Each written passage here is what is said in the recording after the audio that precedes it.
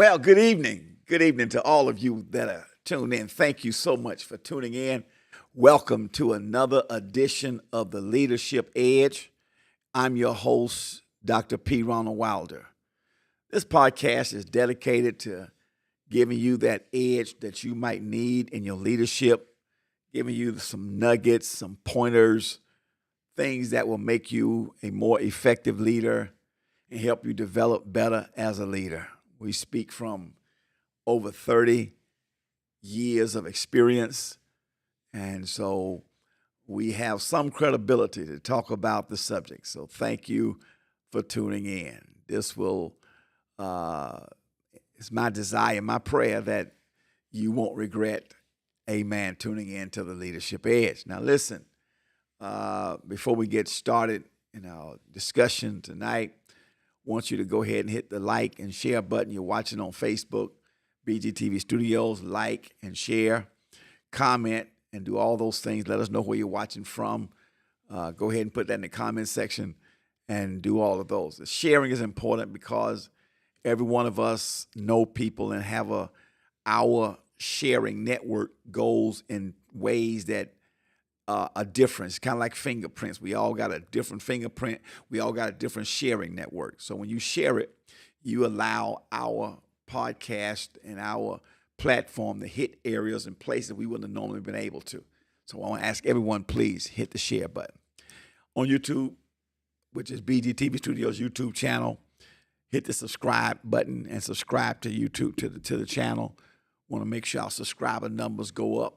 Amen. YouTube, the algorithm watch and look for, amen, subscribers. So we want to make sure that we are elevating our numbers, and so help us to subscribe. Okay?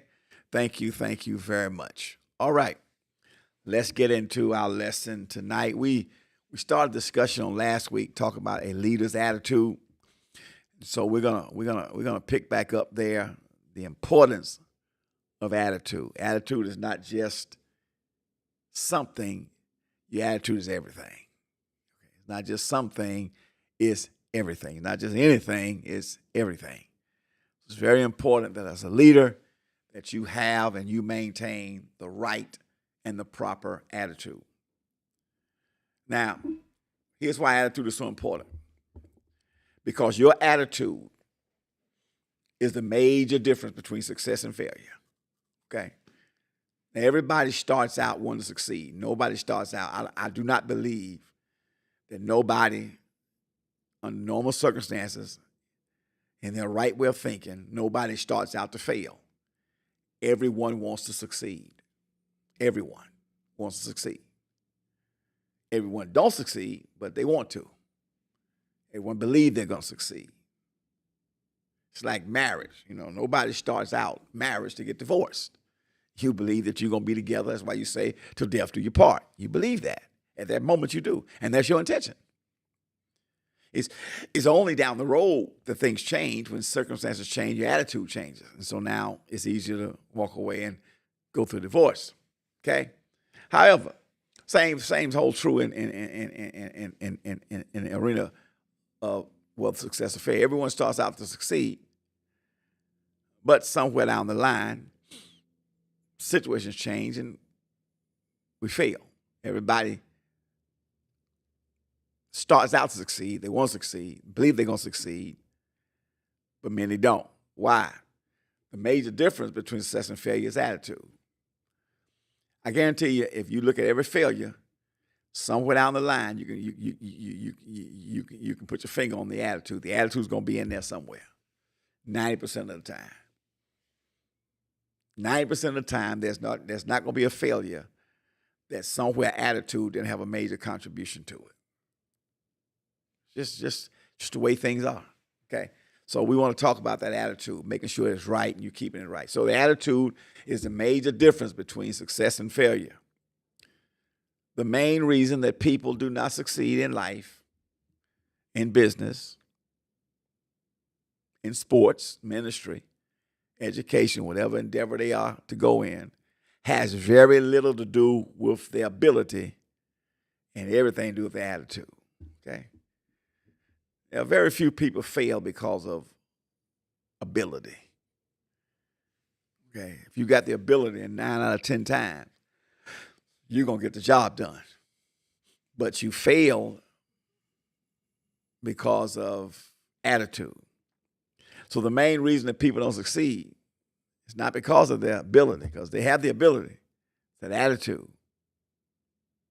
how they think, how they feel about things. Okay?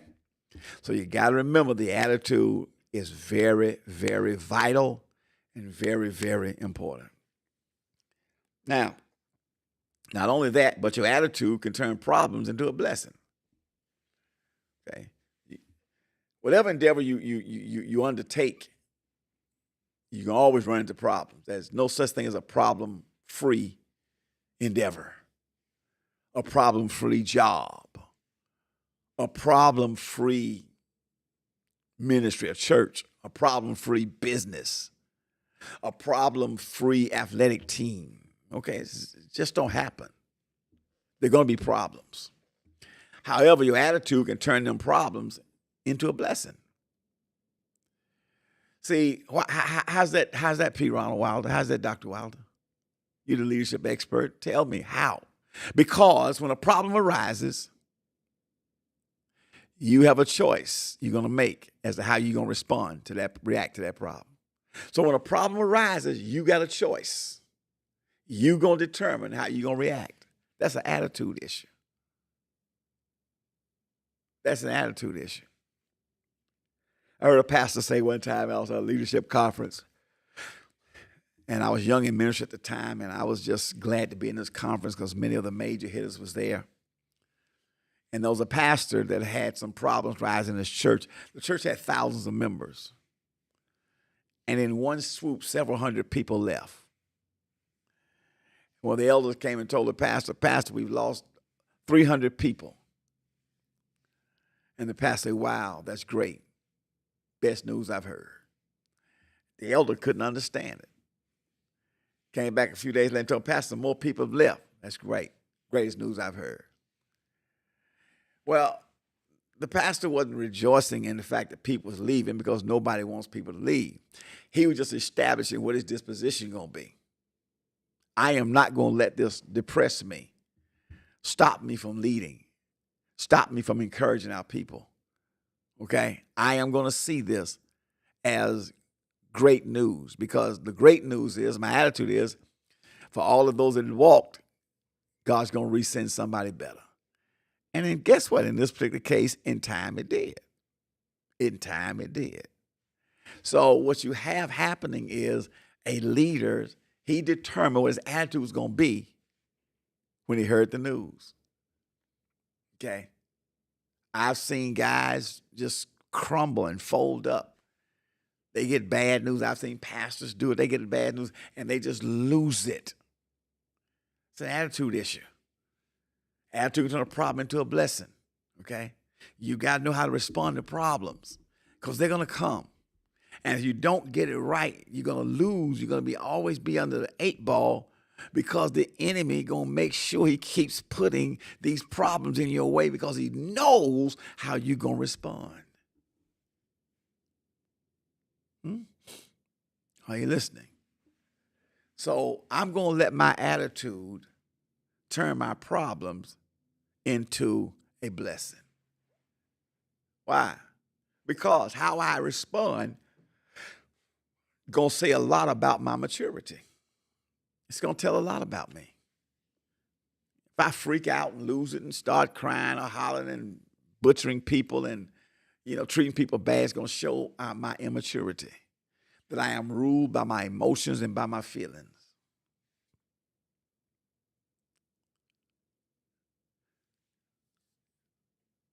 Your attitude can turn problems, blessings. Your attitude can turn problems into a blessing. Now, when my attitude is right, what's going to happen to me? I'm going to attract the right people. People attract me because of my attitude, because of my kindness, because of my personality, because of my smile, because of my gentleness, because of my meekness, my humility. It's going to attract people to me. At the same token, if I got a bad attitude and a negative attitude and a pompous attitude and a conceited attitude, guess what? I'm going to repel the people. Okay? I'm going to repel. Now, and here's another thing. Here's why a good attitude is good. Because when I got a good attitude, I'm going to attract the right people to me, but I'm going to repel the wrong people. So the wrong people going to not come around me because they know that my attitude is right and they can't affect my attitude. So if you want to repel negativity, stay positive. Keep the right attitude. You ain't got to tell them to leave. They will leave automatically. You don't have to tell them to get lost. They will get lost. Okay? You ain't got to tell them like the old folks say, make haste. They're going to make haste themselves. Okay? Your attitude going to do that for them. Your attitude going to do it. Now, here's another thing about attitude. Your attitude can give you an uncommon perspective on life and on things. See, when you got the right attitude, you get an uncommon perspective on things, on situations, and on life in general. Why? Because your thinking process becomes so different than the mainstream. They're amazed at how things fall for you. See, when you got the right attitude and negativity come and you respond right, you are so going against the grain. You are so different from the mainstream because the mainstream going to function and respond a certain way. That's how most folk will, but you doing it a little different. Okay? It's going to separate you. Here's an example. You know, we don't see this much today, but let's go back 40 years. You would have shoe salesmen. Nowadays, you want to buy shoes. Most of the time, what you're going to do, you're going to go into a store. And you're going to go to a shoe store and you're going to buy shoes. Okay? Well, back in the old days, and one of my favorite Andy Griffin shows is about a shoe salesman come to Mayberry, and they think he's a TV producer, okay? Because back in the old days, shoe salesmen came, they would have a car full of shoes, and they would take orders for shoes, all right? I'm talking about attitude now. I'm talking about attitude, the right attitude. Now, so let's think of the days of shoe salesmen. You got to go to a certain place, and you got to sell a certain amount of shoes. Well, this shoe company sent two of their salesmen down to the Caribbean to sell shoes, down in the tropical islands, you know, where it's hot all the time. They get down there, and after they've been there a day or so, one shoe salesman calls back and says, hey, I'm coming home. We're not going to sell any shoes here because the people down here don't wear shoes. So he looked at the situation and saw there's no hope. Why am I here? I'm in the tropics. Everybody here is barefooted. They don't wear shoes. Now, remember what I said. When you have the right attitude, you think so differently from the mainstream. So the one guy looked at the situation and say, this is a waste of time. Nobody wears shoes here. Well, why am I here? The other guy, he calls back and says, hey, he says, send me 10,000 pair of shoes. I'm going to make a killing because ain't nobody got shoes down here. So they saw the same thing, but looked at it different. There was an attitude. One guy looked at it and said, hey, there's no hope. Nobody wears shoes. I'm gone. The other guy looked at it with a great attitude and said, hey, I can make a killing because nobody wears shoes. We can sell everybody off. Are you listening to me? It's just how you think. Now look at here. Some years ago, I looked at a survey while studying leadership and the attitude of people. And look what I found out. They gave us a little scale of why customers quit.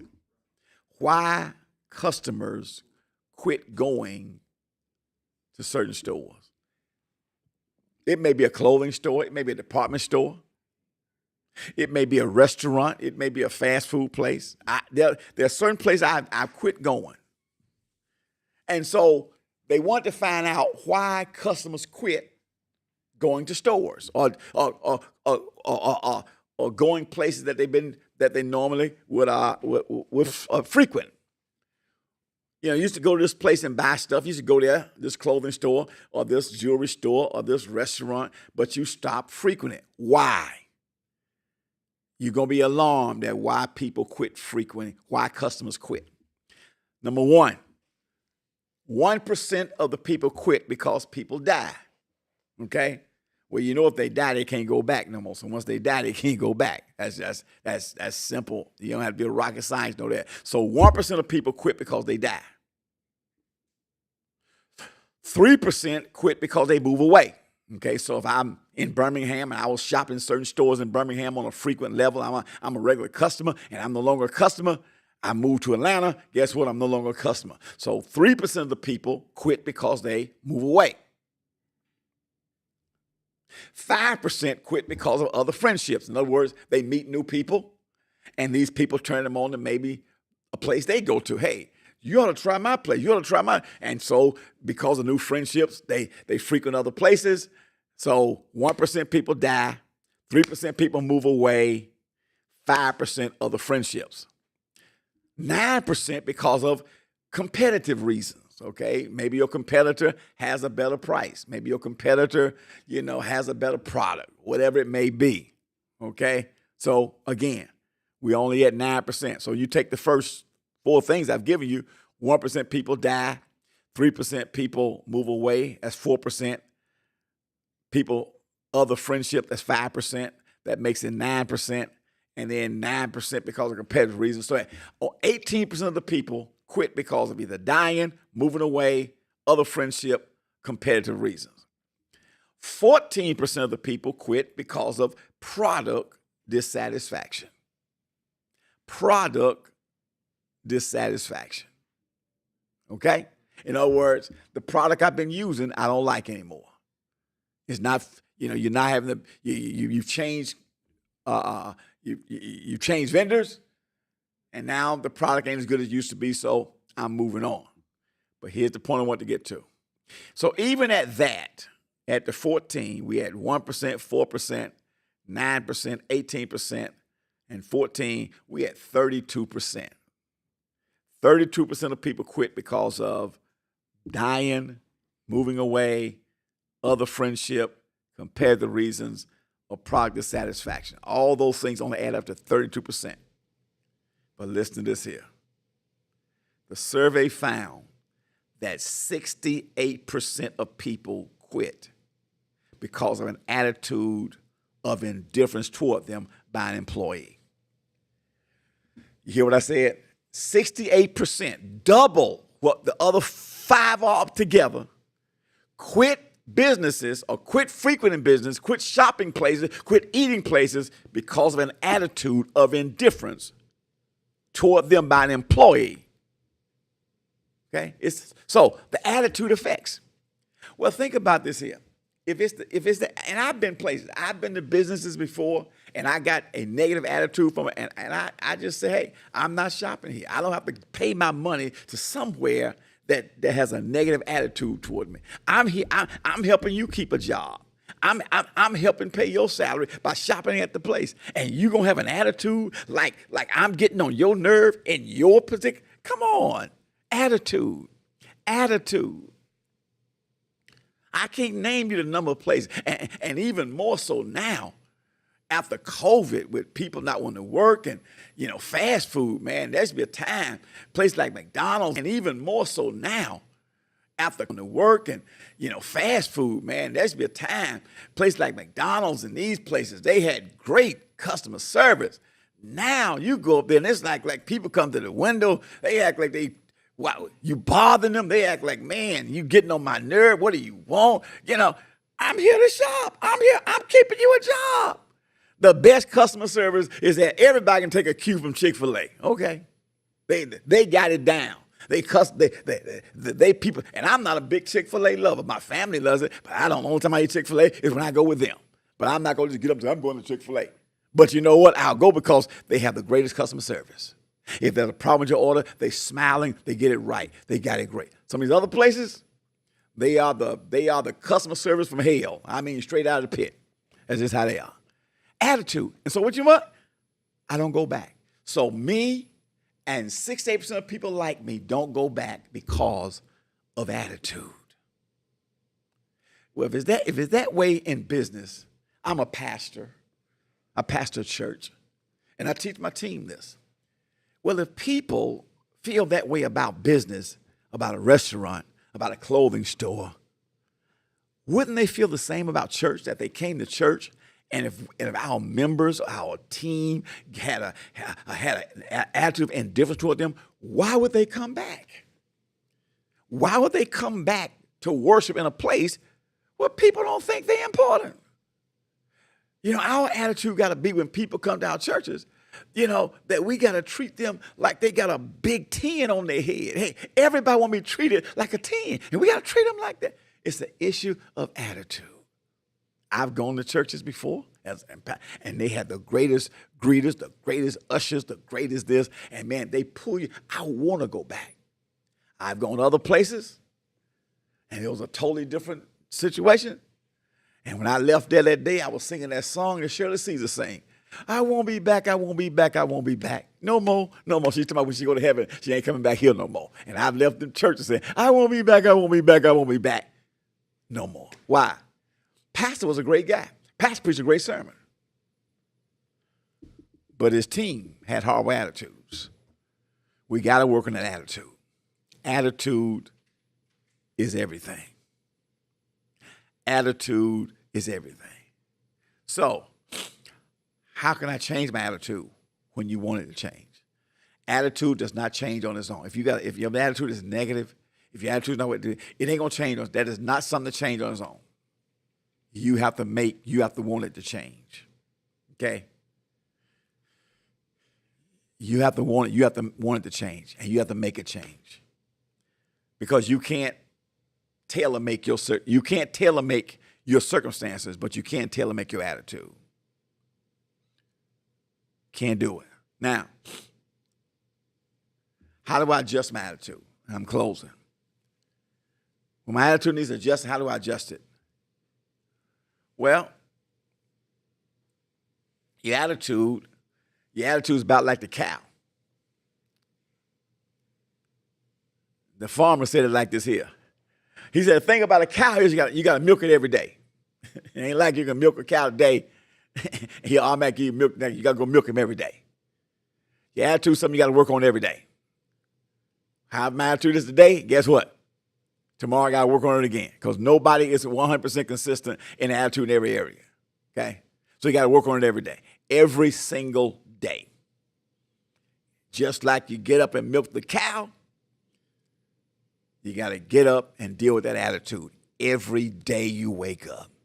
You got to determine that this is the day the Lord has made. I'm going to rejoice and be glad in it, and here's going to be my attitude throughout the day. You establish that early in the morning.